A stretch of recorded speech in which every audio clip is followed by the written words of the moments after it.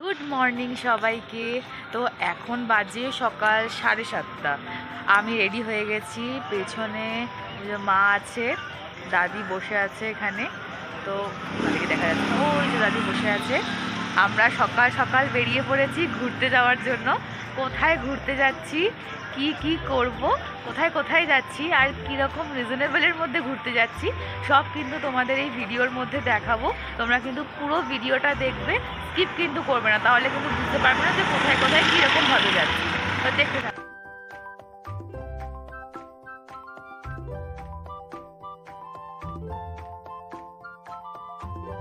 এই বাসটায় করে আমরা এসেছি, তখন তোমাদের বাসটা দেখাতে পারিনি। আমি বাসের ভিতরটাও তোমাদের ভালো করে দেখিয়ে দেবো যে কীরকম সিটিং আছে। আর এই যে সবাই মিলে আমরা এখন নেমে গেছি বাস থেকে। আর নেমে আমরা এখন যাচ্ছি এই সোজা রাস্তাটা যেখানে গেছে, দেখো এই রাস্তাটা দিয়ে কিন্তু কাশী বিশ্বনাথ যাওয়ার রাস্তা না, এখান থেকে কাশী বিশ্বনাথে যাওয়ার রাস্তা। তোমাদের তো রাস্তাটা দেখালাম। তো এখান থেকে নাকি কাশী বিশ্বনাথ মন্দিরে যাওয়া যায়। তো আমি তো ফার্স্ট টাইম যাচ্ছি, আর পিছনে সবাই মিলে আসছে, সবাই মিলে একসঙ্গে। তো মানে একটুখানি আলাদা লাগছে, একটু মজাদার লাগছে। আর একটুখানি বড়দের মধ্যে আছি, আমার সঙ্গে করেও কেউ নেই বন্ধু বান্ধব, বাট একা একা আছি তোমাদের সঙ্গে, তোমাদেরকে সঙ্গে করে নিয়ে যাচ্ছি, বড়দের সঙ্গেও ঘুরছি। তো তোমরাও কিন্তু ভিডিওটা এনজয় করো, দেখতে থাকো আমরা কোথায় কোথায় ঘুরছি। আর তোমাদেরকেও কিন্তু আমি দেখাচ্ছি যতটা পারছি। আমি একা একা দেখানোর চেষ্টা করছি, কারণ আমার সঙ্গে তো আজকে সৌভিক নেই যে ও একটুখানি হেল্প করে দেবে আমার ভিডিওতে, কিন্তু যতটা পারছি আমি দেখানোর চেষ্টা করছি। তোমরাও দেখতে থাকো পুরো ভিডিওটা, আর ভালো লাগলে কিন্তু অবশ্যই জানিও আমাকে। এটা দেখো মন্দিরে ঢোকার জায়গাটা, এটা এই যে দেখো এইখানে লেখা রয়েছে শ্রী কাশী বিশ্বনাথ সেবা সমিতি। এই যে পুরো চত্বরটা এটা।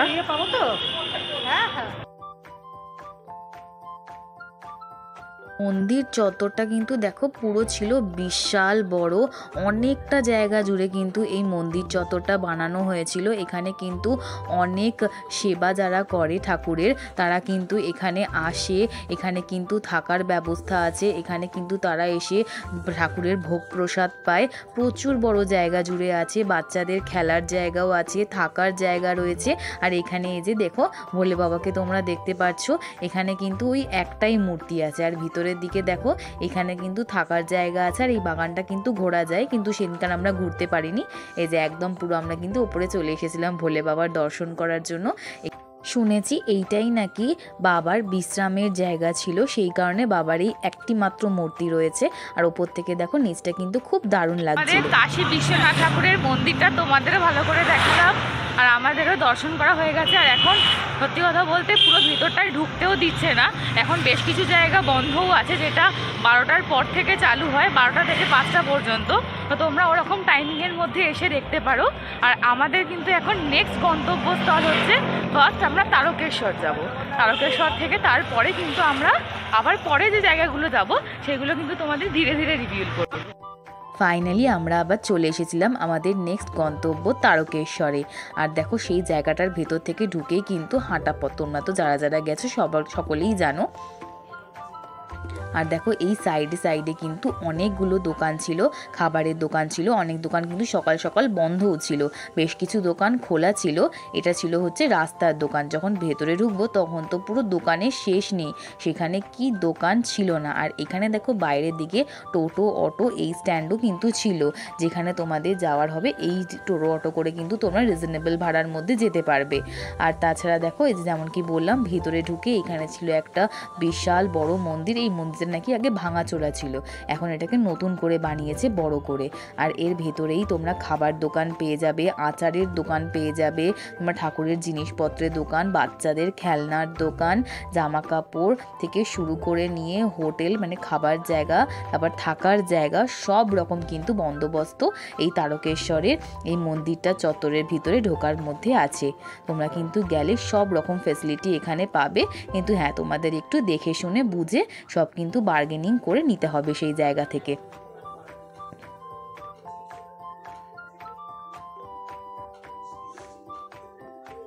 এই দেখো এই জায়গাটার মধ্যে আমরা সবাই জুতো খুলে এখানে পা ধুয়ে হাত ধুয়ে তারপর কিন্তু আমরা মন্দিরের জন্য রওনা দিয়েছিলাম।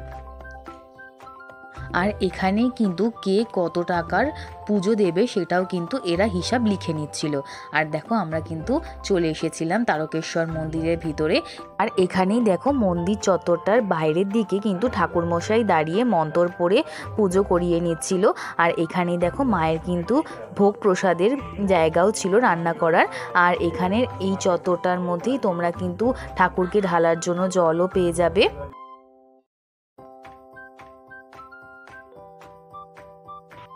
আমাদের পুজো দেওয়া কমপ্লিট তারকেশ্বরে। এবার আমাদের নেক্সট গন্তব্য হচ্ছে আমাদের ভুরি ভোজন। সবার খিদে পেয়ে গেছে আর বেলাও হয়ে এসছে।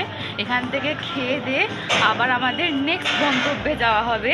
সেইটা আমরা কোথায় যাচ্ছি তোমরা যদি কেউ আন্দাজ করে থাকতে পারো তাহলে কিন্তু অবশ্যই জানিও। আর ভিডিওটা তো দেখতে দেখতে তোমরা বুঝতেই পারবে যে আমরা নেক্সট গন্তব্যে কোথায় গেছিলাম। অলরেডি অনেকটা বেলা হয়ে গেছে আর পুজো দিতে গিয়েও অনেকটা লাইন পড়েছিল, মানে 1 ঘন্টার কাছাকাছি আমরা লাইনেই দাঁড়িয়েছিলাম।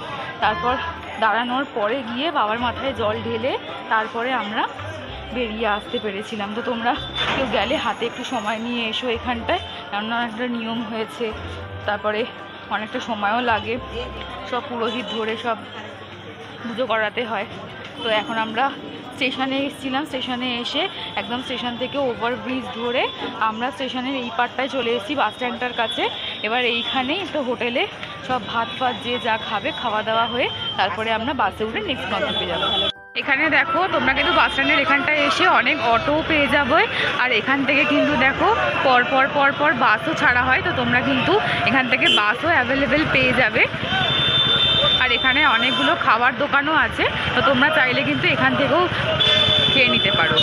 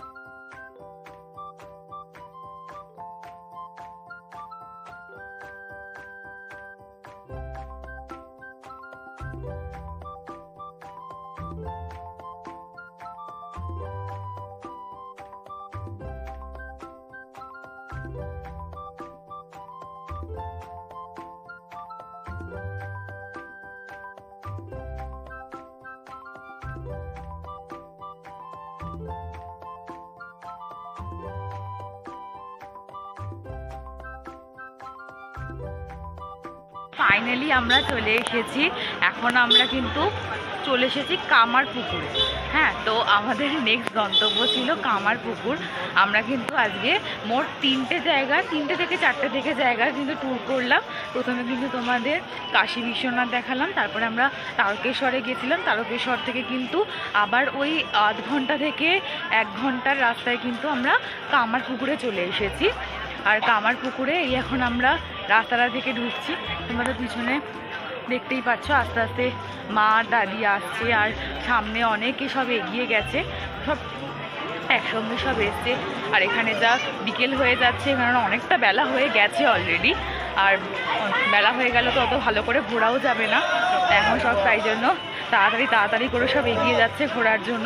তো তোমরা ভিডিওটা দেখতে থাকো যে এই কামারপুকুরে এসে কোথায় কোথায় ঘুরছি, কি আছে এখানে। আমার তো ফার্স্ট টাইম এটা, আমি নিজেও জানি না এখানে কি আছে। তো এখানে যেটা দেখাচ্ছে সেটা আমিও নিজে দেখতে থাকবো, তোমাদেরও দেখতে থাকবো ভিডিওটা। কামারপুকুরের এই যে রামাকৃষ্ণ মঠটা ছিল, এই মঠের ভিতরের দিকে কিন্তু ফোন অ্যালাউ ছিল না, সেই কারণে আমি ভিতরের ভিডিওটা করতে পারিনি।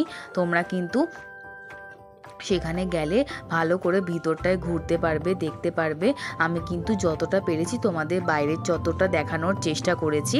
এই বাইরের চত্বরটায় কিন্তু খুব সুন্দর করে তারা কিন্তু বাগান লাগিয়েছিল, বাগানে বিশেষ ধরনের সুন্দর ফুল ছিল। আর এই যে ভিতরটায় তোমরা দেখতে পাচ্ছ, ভিতরটায় কিন্তু ফোন অ্যালাউ ছিল না বলে আমি দেখাতে পারিনি তোমাদের। আর বাইরের চত্বরটায় শিব মন্দিরও ছিল। আর এখানে দেখো কিন্তু কিছু নিয়ম কানুনও লেখা ছিল নোটিশের মধ্যে, তোমরা কিন্তু চাইলে সেটা পড়ে নিতে পারো। তারপরে তারপরেই সেখান থেকে আমরা চলে গেছিলাম কামারপুকুরের দর্শনীয় কিছু স্থান ঘোরার জন্য। তার মধ্যে প্রথমেই ছিল দেখো এই বিষ্ণু মন্দিরটা, এখানে ছিল বিষ্ণু ঠাকুরের মন্দির। তারপরে আবার কিছুটা গিয়ে কিন্তু আরও কিছু কিছু দর্শনীয় স্থান মানে ঠাকুরের মন্দিরই ছিল, সেটা কিন্তু তোমরা ভিডিও দেখতে দেখতে বুঝতে পারবে যে আমরা কোন কোন মন্দিরে গেছিলাম।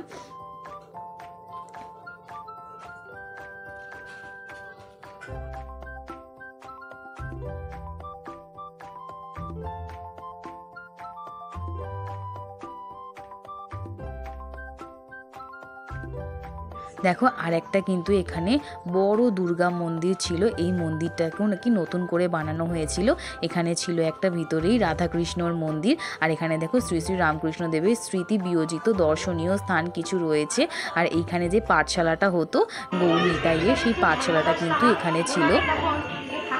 আর এখানে দেখো যিনি এখানে থাকেন তিনি কিন্তু এখানে যে ঘটনা বা যা যা করা হয়েছে এখানে সেইগুলো কিন্তু উনি বর্ণনা করে আমাদেরকে বলছিলেন, আমাদের শুনতেও বেশ ভালো লাগছিল। তোমরাও কিন্তু গেলে তোমাদেরও কিন্তু বলা হবে। আর এই যে আমরা সেখান থেকে গিয়ে আরও 2-3টে মন্দিরে চলে গিয়েছিলাম। তার মধ্যে ছিল হচ্ছে ভিক্ষাময়ী মায়ের মন্দির ছিল, ভবতারিণী মন্দির ছিল। এই মন্দিরটা কিন্তু ছিল শ্রী শ্রী ঠাকুরের 3য় ভাব সমাধিস্থ পূর্ণস্থান। এখানেও কিন্তু দেখো একজন মহিলা, তিনি ওখানকারই বাসিন্দা, তিনিও কিন্তু এখানকার গল্প আমাদের বলছিলেন। সেখান থেকে কিন্তু আমরা সোজা চলে গেছিলাম এই মিষ্টির দোকানটায়। এই মিষ্টির দোকানে বা কামারপুকুরের খাসিয়াতই হচ্ছে কিন্তু এখানকার মিষ্টি। এখানকার দেখো সাদা বোঁদে পুরো মুক্তোর মতো লাগছিল, মিহিদানা, রাজভোগ, এখানকার ল্যাংচা মাস্ট ট্রাই। তোমরা কিন্তু গেলে ওখানে ল্যাংচা আর এই বোঁদে কিন্তু ট্রাই করতেই পারো। সর্বশেষ আমরা কিন্তু চলে গেছিলাম জয়রামবাটিতে। এইখানে যেখানে মন্দির ছিল সেই রাস্তাটা কিন্তু একটু অন্ধকার হলেও একটু ভিতরের দিকে ঢুকেই কিন্তু তোমরা আবারও অনেক রকমের দোকান পেয়ে যাবে। আর মেন রোডে উঠলেই কিন্তু তোমরা আরও অনেক দোকান পেয়ে যাবে, বাচ্চাদের খেলনা থেকে শুরু করে নিয়ে বড়দের জিনিসপত্র সব কিন্তু তোমরা পেয়ে যাবে। তোমরা কিন্তু একটু বার্গেনিং করে কিনলে কিনতে পারো, নাহলে কিন্তু এখানে একটু এক্সপেন্সিভ। আর এই যে দেখো গলির ভিতরেই এত সুন্দর একটা সিংহবাহিনী মায়ের মন্দির ছিল, এখানে সবাই মিলে আমরা দর্শন করেছিলাম খুব ভালোভাবে। আর এইটা ছিল হচ্ছে শ্রী রামকৃষ্ণ বিবেকানন্দ যে একটা লাইব্রেরি, সেই লাইব্রেরির মতো ছিল, এখান থেকেও তোমরা কেনাকাটা করতে পারো। আর তারপরেই দেখো মেন হচ্ছে এই মঠটা, শ্রী শ্রী মায়ের মঠ ছিল এটা। এখানে কিন্তু সেই দিনকার ছিল হচ্ছে বিশাল ফাংশন একটা আয়োজন করা হয়েছিল, সেখানে কিন্তু মায়ের নাম গান হচ্ছিল। আর এখানে দেখো কি সুন্দর বাগান করা ছিল। আর যেমন কি আমি জানিয়েছিলাম যে এখানে কিন্তু অনেক জায়গায় ভিডিও করা নিষেধ ছিল, সেই কারণে কিন্তু আমি বেশ কিছু জায়গায় ভিডিও করতে পারিনি। আর এটা দেখো ছিল শ্রী মা সারদা দেবী পিতৃবংশের কুলদেবতার ঘর। আর এখানেই ছিল হচ্ছে শ্রী শ্রী মায়ের মন্দির। এই মন্দিরটা খুবই অসাধারণ ছিল।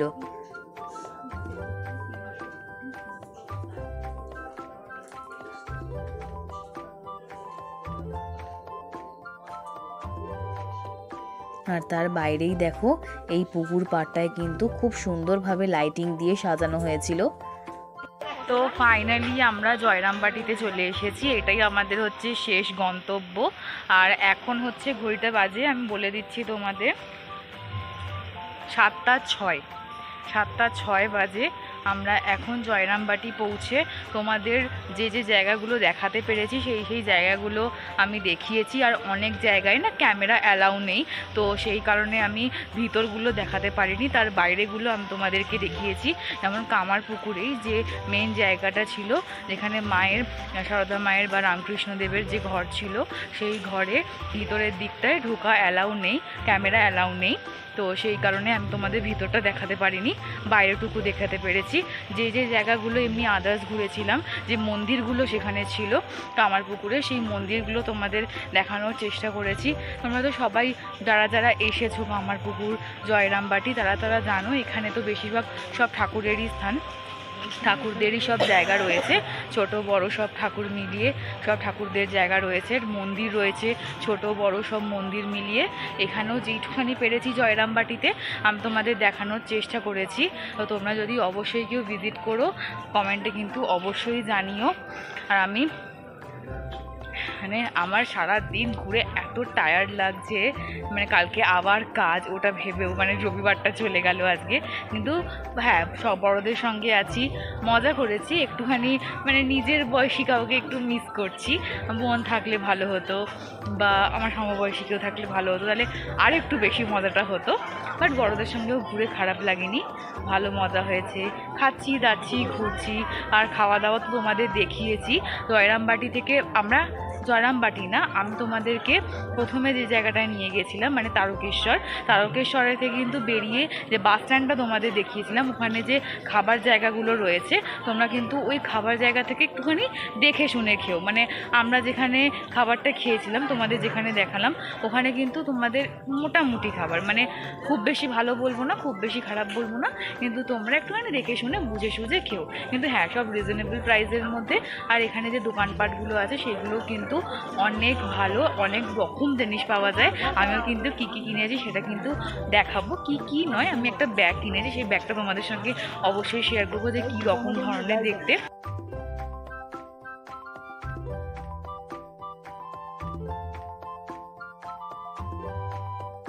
তোমাদের বাসের সিটিংটা দেখাবো বলছিলাম। এই দেখো, এইটা হচ্ছে পুরো বাসটা। আর এখানে কিন্তু ছিল হচ্ছে 3 সিটিং আর 2 সিটিং। এখানে দেখো 3টে করে বসার জায়গা ছিল, আর ওখানে কিন্তু পাশে 2টো করে বসার জায়গা। আর বাসটার মধ্যে ক্যাপাসিটি অনেক, 50 থেকে 60 জনের ক্যাপাসিটি তো আছেই বাসটাতে। আর তোমাদের যে কাকুটা আমাদের নিয়ে গেছিলো সেই কাকুটার কিন্তু ফোন নাম্বার আর নাম কিন্তু ডেসক্রিপশানে বলে দেবো, সেখান থেকে কিন্তু তোমরা কাকুটার সাথে কথা বলে নিতে পারবে। আর সেরকম হিসেবে তোমরা ট্যুরও করতে পারো তার সাথে। তিনি কিন্তু অনেক ভালো ভালো জায়গায়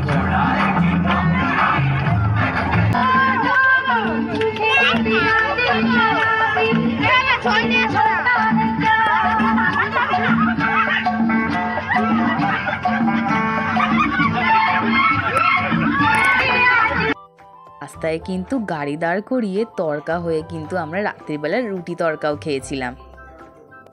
ফাইনালি রাত বাজে 1:30। আমরা তো মানে একদমই আমার শরীর ছেড়ে দিয়েছে। ফাইনালি চলে এসেছি বাড়িতে, এই হাঁটতে হাঁটতে ঢুকছি গলিতে। তো সারা দিন প্রচুর পরিশ্রম গেছে, আর মাঝখানে ওই তোমাদের দেখালাম যে তরকা করতে দাঁড়িয়ে পড়েছিল, তো খেয়ে দিয়ে তারপরে আবার আসা হলো, ওখানেও অনেকটা সময় গেছে। তো তোমাদের ভিডিওটা কেমন লাগলো অবশ্যই কিন্তু কমেন্টে জানিও। যদি ভালো লেগে থাকে তাহলে কিন্তু লাইক কমেন্ট শেয়ার অবশ্যই করো, ভিডিওতে ভালোবাসা দিও, মোটিভেশন দিও, যাতে তোমাদের আরও এরকম নতুন নতুন ভিডিও আমি দিতে পারি কমের মধ্যে। তোমরা যাতে রিজনেবল প্রাইসে ঘুরে আসতে পারো। আর যে বাসে আমরা গেছিলাম, যার সাথে গেছিলাম, আমি ওই কাকুটার নাম্বার দিয়ে দেবো। আর উনিও একজন ট্যুরিস্ট গাইড, উনি ঘোরান অনেক জায়গায়, তো তোমরা চাইলে কন্ট্যাক্ট করে ঘুরতেও পারো। তো চলো, এই ভিডিওটা এখানেই এন্ড করছি।